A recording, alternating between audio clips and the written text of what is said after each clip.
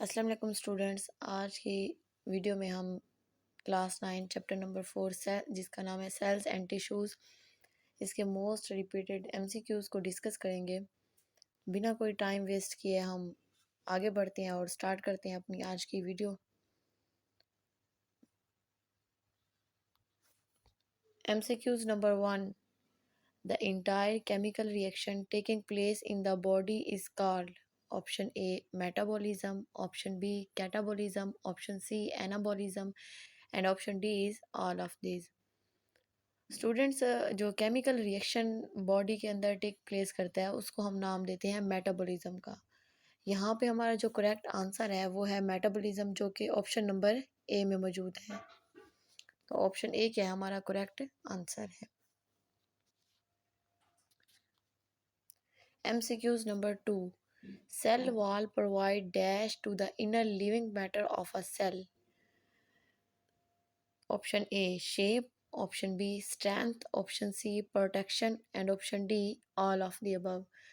Cell wall provide dash to the inner living matter of a cell. जो cell wall होती है वो cell के इनर लिविंग मैटर जो होता है उसका, उस सेल के अंदर जो मैटर पाया जाता है लिविंग मैटर, तो उसको क्या देती है? शेप देती है, स्ट्रेंथ देती है या प्रोटेक्शन देती है, या फिर ये तीनों।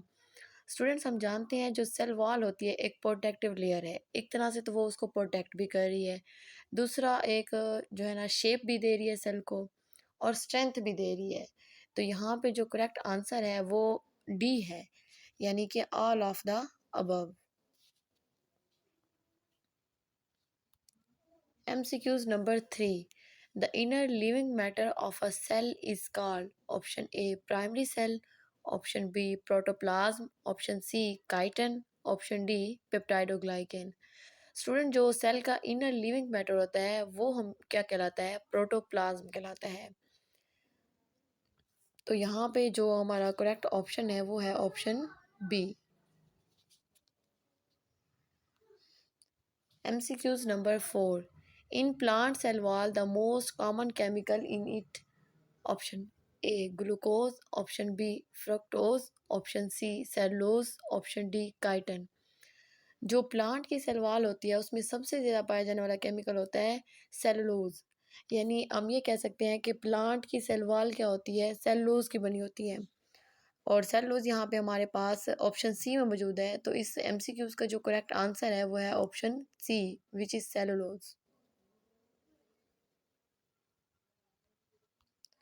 MCQs number 5, which of these material is not a component of plasma membrane?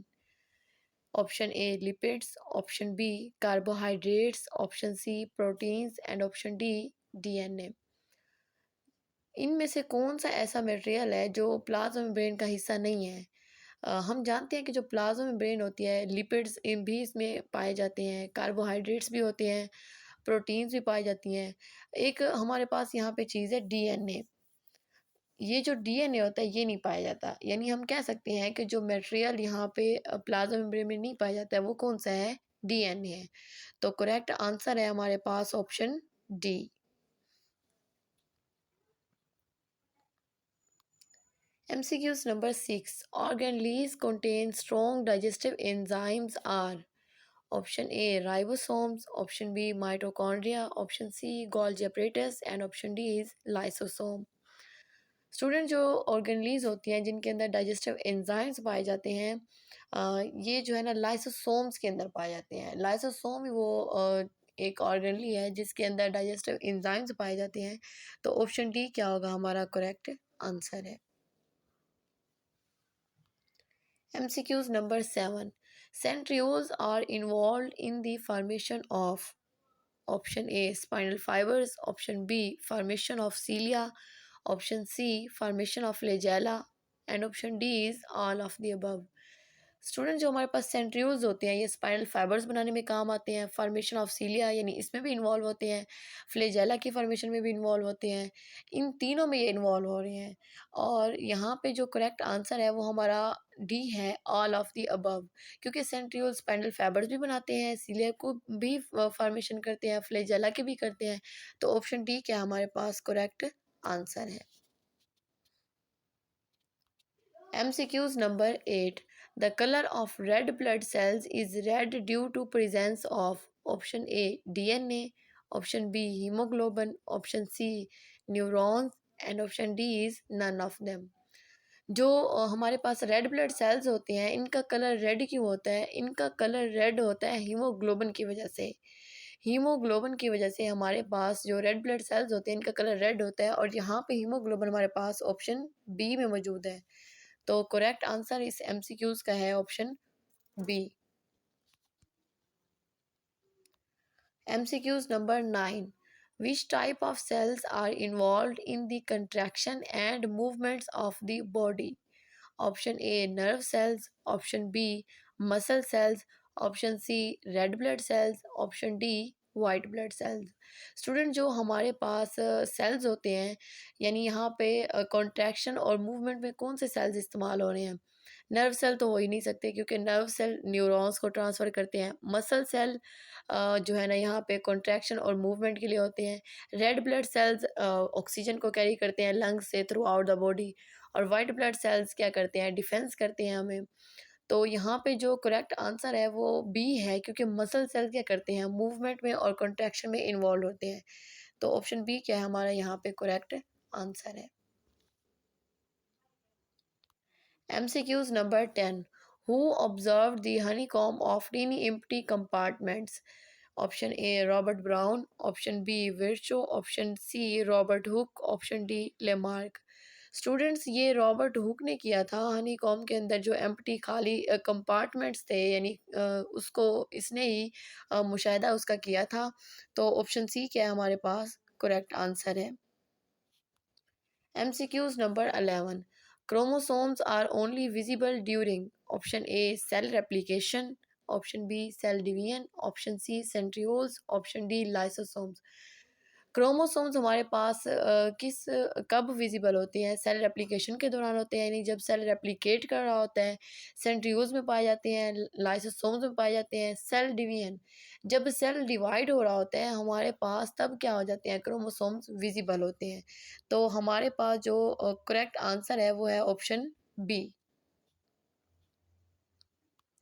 MCQs number 12.